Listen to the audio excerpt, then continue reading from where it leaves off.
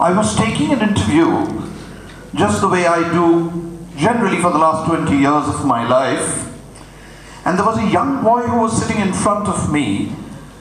While perusing through his CV, I asked him only one question.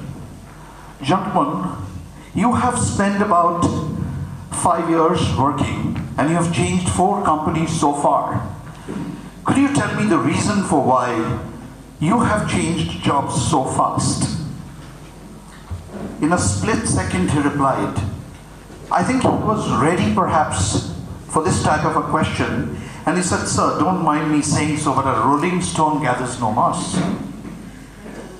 At this time, he could actually see my co-panelists were smiling. And so he asked a pertinent question. He said, don't mind me asking you, sir, how long have you been working in this company? 42, I said, and this is my first job. There was a pin drop silence in the room. The boy did not know where to look at. Time flies fast. Actually, if I close my eyes even today, I can see the grand lobby of the Taj Mahal Hotel where I appeared for an interview, my final interview, when I applied for the Taj Group of Hotels, which is now called IHCL, Indian Hotels Company Limited, one of the strongest brand in India today. Over the last 4 decades, I have served this company in various capacities all through India, starting from Delhi to Mumbai, from Aurangabad to Chennai, and as we speak, I head the TajSATS air-catering unit in Kolkata, fairly medium-sized unit with about 450 plus people strength. With this, I must let you know that I am going to talk only about leadership and just 2 traits of leadership, because leadership is a very vast subject. Standing in this college, standing at this very institute, standing in front of the august gathering, professors, it's very difficult for me to explain leadership, but I will still try my level best to talk about it with my life as an example. But before that, let's understand some of the basic traits of leadership. I'm sure all of you have heard, we all have heard from our childhood days, IQ, the word IQ, which is intelligence quotient. Now, please understand that this is cognitive. Intelligence quotient is actually a numerical figure whereby your score is compared to the score of another boy of your age. But this is individual. This is an individual marker. We are talking about business. In business, you certainly need individual markers, but the business can't go ahead unless you have a team. And I'm sure all of you understand that you need to work with a team, across team. And when you talk about working across team, they come from various facets of the industry. We talk about finance, who will work in close coordination with sales. We talk about HR, we talk about operations, etc.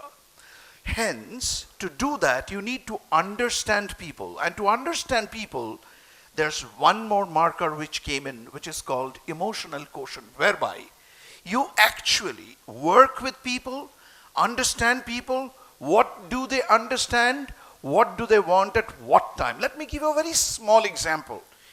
You are a leader, which you will be very soon.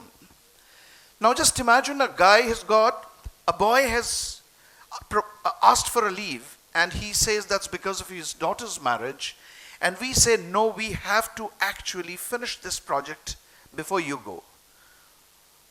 I assure you of one thing, he will do that job for sure, but from the next day, he'll look for an avenue out. He's not going to be with you. As a result of which, when you work on EQ, the emotional quotient, it becomes very, very important for each one of you, the future leaders of tomorrow, that you understand the human being. Thus far, very good. But then complexities in modern days are growing exponentially. There are 2 aspects which are very, very important. One is the rapid change and the speed at which each and everything is changing. Let's not talk about AI, that's just one thing. But I am saying every time everything is changing, and the pace with which everything is changing is really mind-boggling. Business analysts at this point in time actually brought something which is a third marker, which is called AQ, the adaptability quotient. Now please understand, I'm not here to talk about IQ, AQ or EQ, but I'm only saying AQ, the adaptability quotient, the third one is required basically to ensure that the business thrives. Why are we talking about AQ even now? Just think about the dawn of human being. We were all cavemen. We were not the strongest. We were not the fastest. But think about it. At that point in time, we could actually take a stone, hit the stone against another stone, make a sharp weapon out of it, and can kill a mammoth. Such was our adaptability even at that time. But please understand that that is where and that is how the human being came right on top of the animal kingdom. I have now explained to you, before we come to the leadership, the IQ, EQ, and the requirement of AQ in business models every day, every minute of yours. Life is uncertain. Life is not straight. I was also not an exception. My life was not an exception too. In the year 2015, I had an ailment. When I went to a particular hospital, I was told that I had a lung cancer and I have a kidney cancer, and there is a possibility that it may have spread from one to the other. I'm not here to talk about my problems, but I'm only saying there are uncertainties and how one should come out of it. At that point in time, when I told my boss, he spoke to my super boss. And my super boss came all the way from Mumbai and helped me, which I'll let you know in detail at the fag end of my talk. But I'll deviate a bit and I'll talk about two traits of leadership: situational and servant relationship. Please understand one thing clearly. These two are very near to each other, but these two are very different. Let me put it straight. Situational leaderships and situational leaders are available in plenty in this very room. The way this particular event has been organized, I'm sure everyone has played their part, knowingly, unknowingly, telling the student, understanding that one is looking at the other, but they are doing it silently.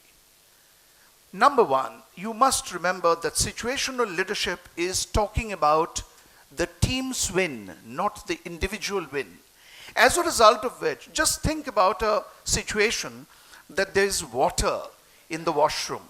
I go, I see that water, I want to do anything and I come out, but there is somebody who goes to the washroom, he actually wipes the water because he thinks that there is a possibility that someone will come and slip.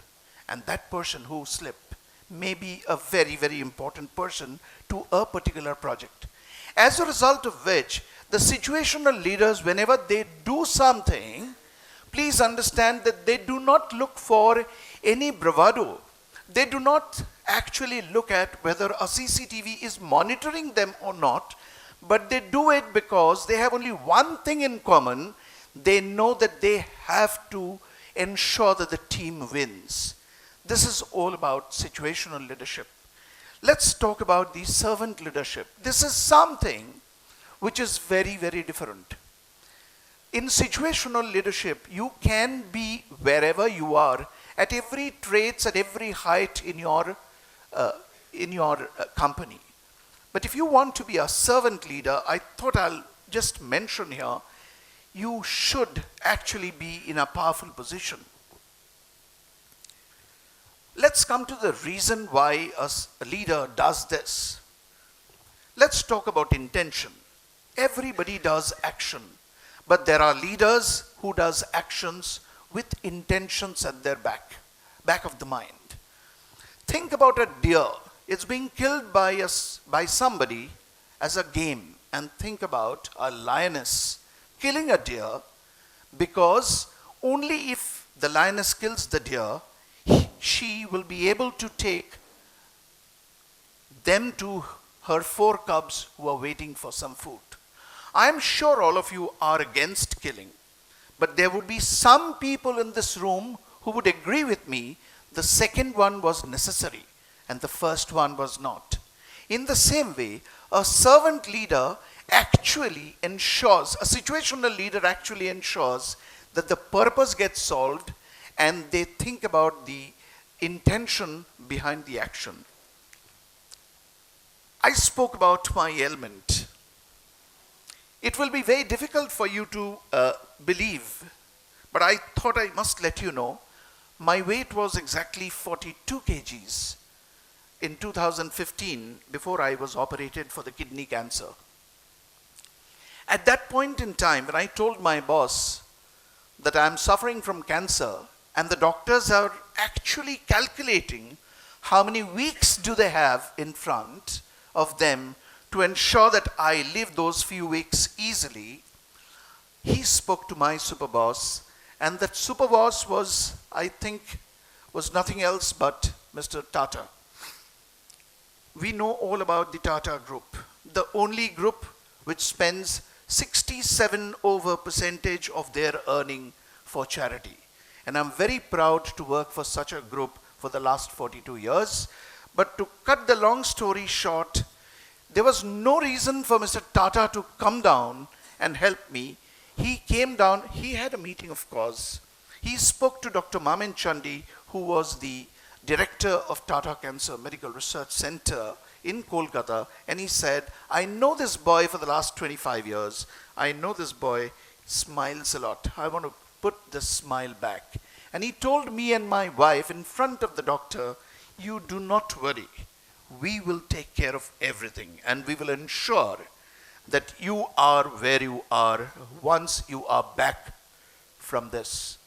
I think 50% of my disease went off, it vanished hearing him what he said. Having said all this, I'm not here to talk about the story of my life, but my only intention behind this talk is one. You, the future leaders of tomorrow, if you see the purpose in doing something which is sustainable, which will ensure that this gets repeated, and you ensure that you create a circle of influence, I'm sure the possibilities will be endless. Thank you very much.